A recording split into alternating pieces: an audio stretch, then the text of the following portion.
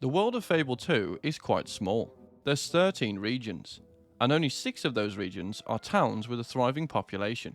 But given the amount of monsters and infighting, plus the amount of people the player kills during their playthrough, those numbers are going to drop significantly. With that being the case, I thought I should do something about it. Now, humans can't exactly be recycled, but what I can do is the same thing that most paper companies do. When they cut down a tree, they replace it. So the rules for this run are as follows. Every time I kill a human, I have to have a baby to keep the numbers even. This is the weirdest idea for a video I've ever had, hands down. Let's get started. I choose my character, and I picked the female version of Sparrow because saving the human race is my responsibility. So I'm going to be the one having all the babies. As I start the game, I find that I'm already being plagued by bad luck because a bird migrated all the way to Bowerstone just to drop a steamer in my hair. Then me and my sister go see what crap Mungo is peddling to the punters. Teresa shows up and takes it upon herself to educate us on the prospects of adult life. Hard labour for menial pay. To prove my theory that we're getting shafted on the pay, take a look at Monty's proposal.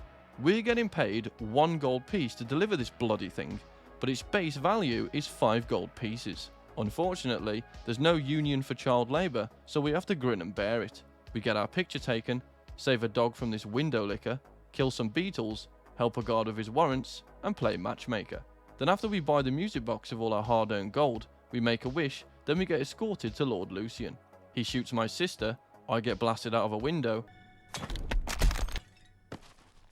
and after years of my bones knitting back together, I emerge from my caravan with my trusty companion, and the run can finally begin. I grab my starter equipment, then I head off to unlock my first will ability, which means I have to do what Todd Howard can't, get rid of some bugs. I get Hal's armor and sword from this chest, unlock the flame spell, and make my way to Bowerstone. But I can't get in there until I deal with Thag and his bandit gang, so I chop them to pieces without a second thought. Then after freeing these captured villagers, I have to kill the guy that wanted to buy them off me, which makes a total amount of people killed up to this point. And that's a huge problem, because in Fable 2 you can only have 1 child per spouse before you finish the Spire quest, which means I'm going to have to get married to 14 different men to have all those babies. And to do that, I'm going to need some money. So to help me out with that, there's a glitch I'm going to do to get an almost infinite amount of gold, but it will need some setting up. And if you think using a glitch to get money is cheating, you'd be correct. But considering I'm going to be doing a lot of cheating relationship-wise, I might as well add this to the list of misdoings. Plus, this glitch is going to shave off hours of time to beat the run. When I get to Bowerstone, I do some blacksmithing to get some extra cash, buy myself a new rifle, then some makeup and a new hairstyle to make myself more attractive. Teresa shows me the spire, and I make some tracks to Oakfield. I encounter some more bandits, but I just ran past them because I didn't want to add to the already large number of babies I need to have. I make my way through a cave, which turned out to be inhabited by some Discord mods. So after killing them, I finally arrive at Oakfield and spend all night chopping wood to get some gold. I buy my first house, and now I can do the glitch. I make my Xbox go offline, change the date to 2015, load back into the game, change the date to 2016, load back into the game again, which nets me 4,400 gold. I invest it right back into more property, then rinse and repeat the method a few times until I own every house in Oakvale. Then I have to do a quest to get back to Bowerstone. So now I have to kill more bloody bandits. I make my way to the Rookridge Inn, and I'm confronted by Dash, who's apparently the fastest bandit in Albion. So after clearing out the tavern of his men, I'm forced to chase him. Along the way I kill more bandits, then snipe Dash off the top of Stonehenge whilst he was monologuing. After this I check my stats and find out that I've killed 38 people now, which sounds like a lot of babies to have, but in Britain, that's standard for your average Chavvy council estate family. So I hand the quest in, buy myself a new sword, change up my appearance, and make a start on finding myself a harem of husbands. When I get my first one, we get down to business, and Peter Molyneux, being the utter maniac that he is, decided to add some strange voiceovers to the cutscenes of you, doing the deed. Who would have guessed someone so good could be so naughty? For the first few times you hear these voice lines, they're kind of funny. But when you've heard them 38 times, it becomes audible torture that would give the interrogation tactics of Guantanamo Bay a run for their money.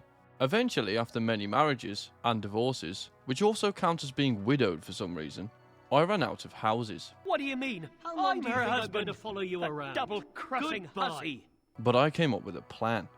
If I take my husbands out for a nice stroll into the woods, and they just happen to get killed by bandits, it doesn't count as me killing them. Now we could argue the philosophies of who caused the deaths till the cows come home, but if the game says it doesn't count, then that's all that matters. After hours of marrying and my husband's dying to accidents, I finally balance the numbers and head off to continue the main quest. After talking to the abbot, he sends me to the ritual cave to meet his daughter Hannah, the first of the 3 heroes we need to recruit to take down the spire.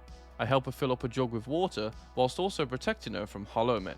Once it's filled, Hannah becomes enveloped by rays of holy light.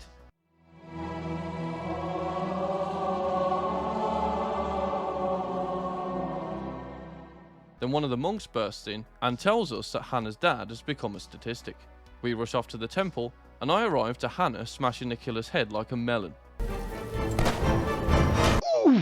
Then at the funeral, Teresa shows up and teleports Hannah to the guild.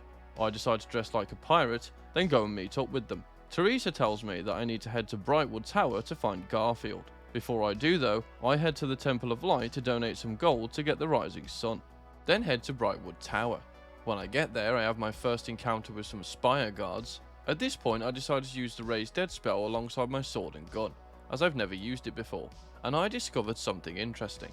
On your way up to Garth's Tower, you fight 14 spire guards, and in combination of testing out the Raise Dead spell and fighting them normally, my stats say that I only killed 5 out of the 14. Using the Raise Dead spell doesn't count as my kill. When I get to the top of the tower, Darth Maul captures Garth before I have a chance to talk to him. Before I make my numbers even with the scorekeeper, I head to the guild to speak with Teresa, and she sends me off to find Lucian's diary. But because everyone's running a scam, I have to pay Jeeves 1,000 gold to find the location of it. To get the diary, I have to defeat a large ugly beast. And no, it's not your mom, it's this forest troll. But making that mistake is understandable, as the resemblance is uncanny. Once the troll is defeated, I dig up the diary, and after I give it to Teresa, I head back to Brightwood and meet up with Hammer Time. Then we have to head through the bandit coast to get to Westcliff. And this place does what it says on the tin, as we have to fight through an army of bandits to do this. Now even with Raise Dead and Hammer, there was no way for me to get through this area without killing some myself, as Hannah goes into a recovery state if she takes enough damage, and my Raise Dead spell isn't high enough level to last long enough to do any good without her.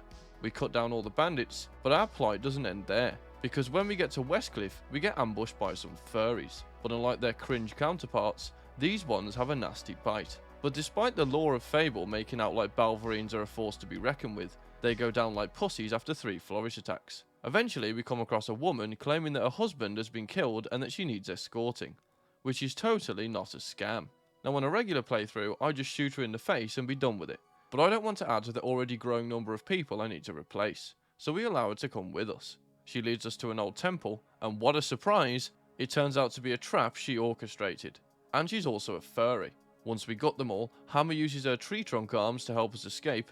Then when we arrive safely at Westcliff Camp, I check my stats to see where I stand numbers wise. With the Highwayman, Spire Guards and Bandits all together, that puts me at 76 humans killed.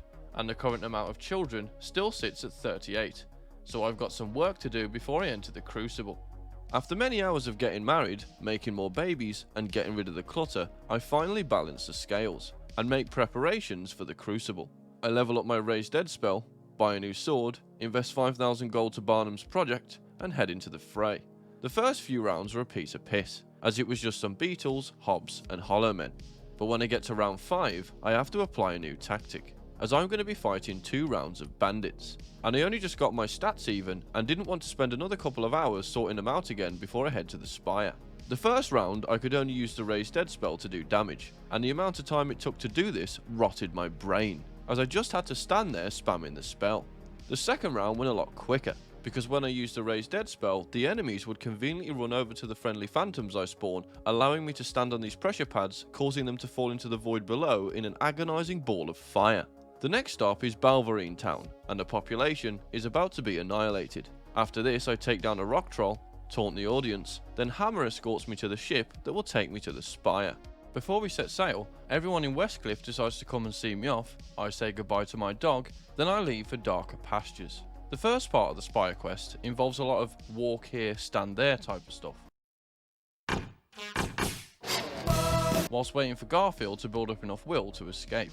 And obviously, anytime I was allowed to, I disobey direct orders because I'm a certified rebel. Here's my license as proof. A few years later, Garth finally musters up enough will to break my collar, and now we can make our daring escape. Whilst we made our way to the Commandant's chamber, I opted to mainly use Raise Dead to minimise the casualties on my part. When we get there, he tries to stop us escaping by ganking me 3-on-1, but I beat him at his own game because me and my phantoms wiped the floor with him and his little gang. Garth sucks up all the will, then we sprint past all the enemies and escape on a ship. We arrive safely at Oakfield and I'm greeted by my dog. Teresa teleports Garth to the guild, but before I go and talk with them, I look at my stats. After escaping the Spire, I'm sitting at 85 people killed. But luckily, now that I'm up to this part of the game, I can have more than one child per husband. After another few hours, I'm finally back up to speed, and now I have an army of children, although they don't really do much other than follow me around and annoy me. I meet up with Hammer in Rookridge, and after some brief greetings, I head to Westcliff to get my investment back from Barnum.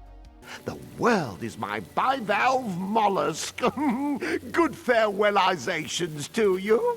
What? I return to the guild and find out where the last hero is, and it turns out I have to travel to Bloodstone to go get him. But in order to do this, me and Hammer need to help Garth open a Cullis Gate. To get to the Cullis Gate, we need to get through an army of enemies, all of which are human. But because I have Garth and Hammer with me, and my Raise Dead spell is more powerful now, we managed to defeat all the enemies without me raising a hand to them. Me and Hammer protect Garth while he powers up the Cullis Gate, but when I jump through it, I fall unconscious and wake up in a cage, then get taunted by what I can only describe as Mr. Burns if he discovered meth. He runs off into the fog and dies.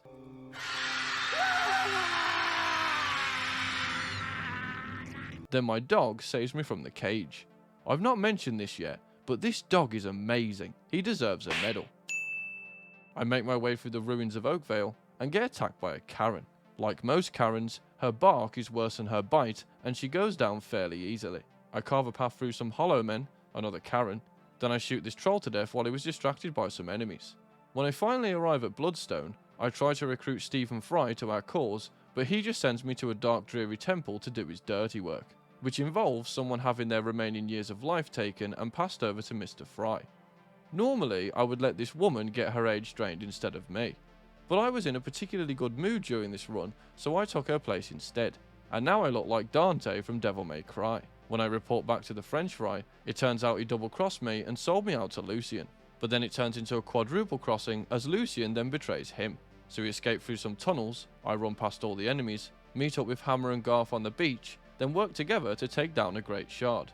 The Raise Dead spell proved to be even more useful than I realised because I used the ghost to distract the guards whilst me and Garth blasted the shard to pieces. Teresa turns up and takes us to Hero Hill, and after sucking the souls out of the others, Lucien turns up, kidnaps the other heroes, commits an act that even the most psychopathic, depraved person would call fucked up.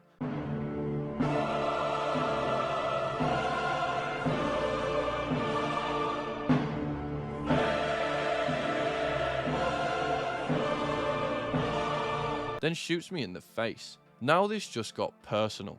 So after a brief dream sequence, I sprint up the steps at the spire and shoot Lucien right between his beady little eyes. Now that the world has been saved, Teresa offers me a single wish, and I was concerned that if I didn't pick the option to bring my family back to life, then it might mess up the numbers. Plus I get my dog back. When I return to Oakfield, I check my stats and it turns out that Lucien doesn't count as a kill. So we still stand at 85 humans killed and 85 children. I head to Bowerstone to start my new life as a bartender, and with that, I beat Fable II as a conservationist. Like I said at the start of the video, this was the weirdest idea I've had for a run to date. It was fun, but if I ever hear those fucking bedroom noises again, I'm going to go insane. Thanks for watching. If you enjoyed the video, why not leave a like and subscribe? If there's a specific video you want to see, or you just want to say hi, feel free to leave a comment. And I'll see you next time.